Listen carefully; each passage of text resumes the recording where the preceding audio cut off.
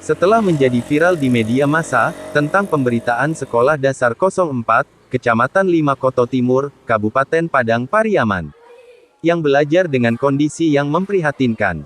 Atap sekolah yang bocor, mengakibatkan pelajar harus belajar dengan kondisi kebanjiran.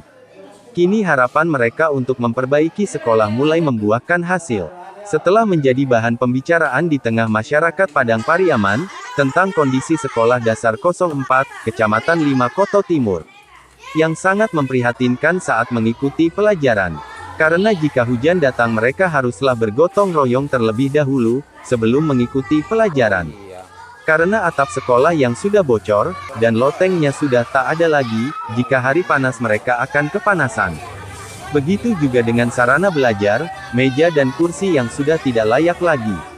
Untuk mengantisipasi pihak sekolah hanya memasang terpal, agar pelajar tak kehujanan saat belajar. Kerusakan yang sudah terjadi semenjak 1 tahun lalu, tak jua kunjung diperbaiki oleh pemerintah Padang Pariaman, meski berbagai upaya telah dilakukan oleh guru dan kepala sekolah.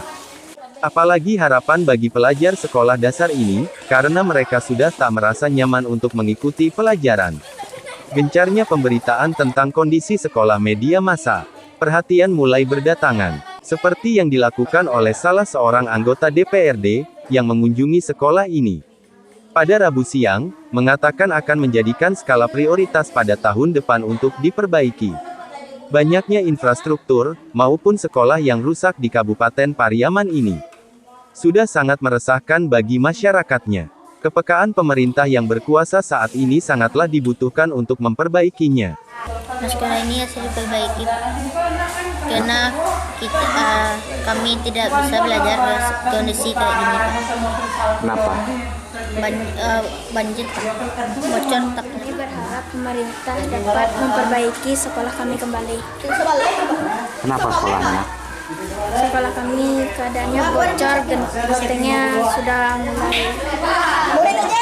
Masih dari teman-teman media, kami langsung menghubungi pihak dinas untuk mengecek kondisi sekolah dan menyarankan supaya dalam waktu yang singkat untuk segera direalisasikan perbaikannya.